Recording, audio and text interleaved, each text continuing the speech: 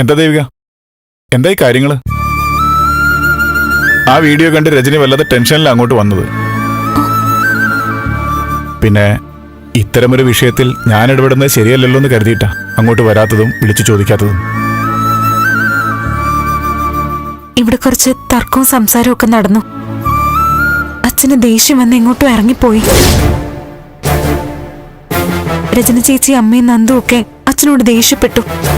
അല്ല, ആരെ ഈ തനൂജ? അവള് പറയുന്നതിൽ വല്ല കാര്യമുണ്ടോ? ദേവിക്ക് എന്താ തോന്നുന്നത്? അച്ഛനൊരിക്കലും കള്ളം പറയുന്ന ഞാൻ വിശ്വസിക്കുന്നില്ല ഗിരീഷേട്ടാ. പക്ഷേ ഇവിടെ അമ്മയും രജന ചേച്ചിയൊക്കെ ബഹളം ഉണ്ടാക്കുന്നതിനെയും കുറ്റം പറയാൻ പറ്റില്ലല്ലോ.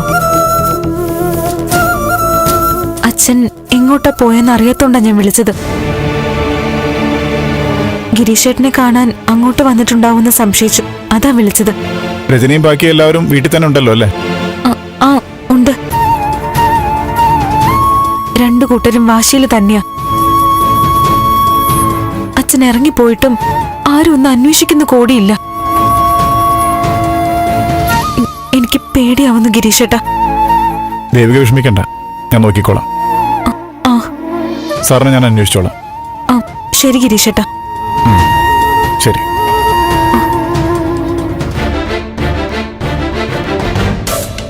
എന്താടാ ഗിരി?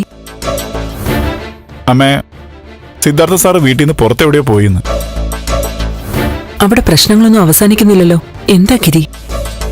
രജനി മോൾ ആകെ വിഷമിച്ചിരിക്കുമായിരിക്കും. നീ ഒന്ന് ചെല്ല്, അവക്കൊരു സമാധാനമാകട്ടെ. അവിടെ താനേ സമാധാനായിക്കോളും. എന്തായാലും രജനി അധിക സമയം അവിടെ നിൽക്കുന്നത് ശരിയല്ല. അല്ല, കുടുംബത്തിൽ ഇങ്ങനൊരു അവസ്ഥ വരുമ്പോ വീട്ടിൽ നിന്ന് കാര്യങ്ങളൊക്കെ നോക്കണ്ടേ? പ്രഭയൊന്ന് സമാധാനിപ്പിക്കാൻ രജനിമോൾ അവിടെ വേണ്ടേ? ഇത് രജനിമോളെയും കൂടെ ബാധിക്കുന്ന പ്രശ്നമല്ലേ? അതെ, എല്ലാവരും കൂടെ സംസാരിച്ച പ്രശ്നം വഷളാവുകയുള്ളൂ. സിദ്ധാർത്ഥൻ സാറിനെതിരെ ഇങ്ങനൊരു ആരോപണം വരുമെന്ന് ഞാൻ വിചാരിച്ചതേയില്ല. അമ്മ, ഇതിൽ മറ്റെന്തൊക്കെയോ പ്രശ്നങ്ങളുണ്ട്. ഒരിക്കലും സിദ്ധാർത്ഥ സാറ് വീട്ടുകാരെ മറന്ന് മറ്റൊന്നും ചെയ്യില്ല.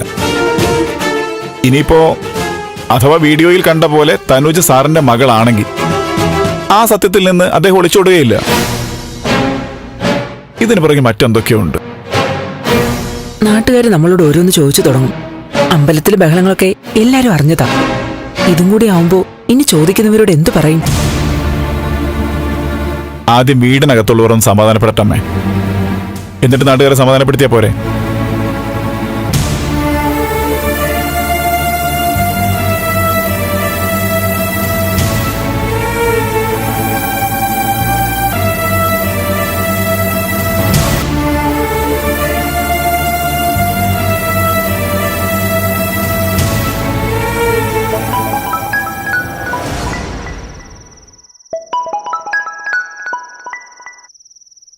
ദേവിക.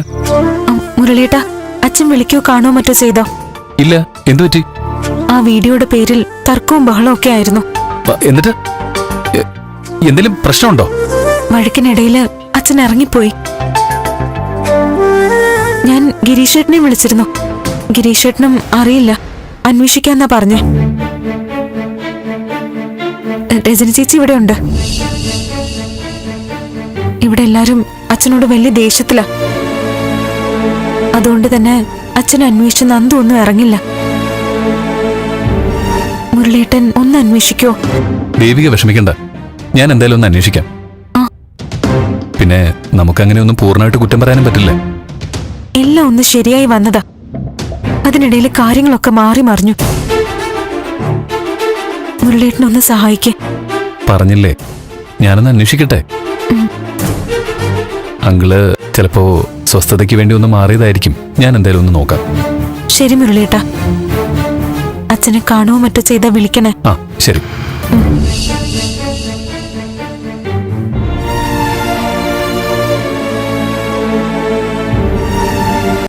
ഫ്ലവേഴ്സിൽ 2 പുതിയ പരമ്പരകൾ. വീട്ടിലെ വിളക്ക് എല്ലാ ദിവസവും രാത്രി 8:30 ഫ്ലവേഴ്സിൽ. മഹാലക്ഷ്മി എല്ലാ ദിവസവും രാത്രി 9 മണിക്ക് ഫ്ലവേഴ്സിൽ.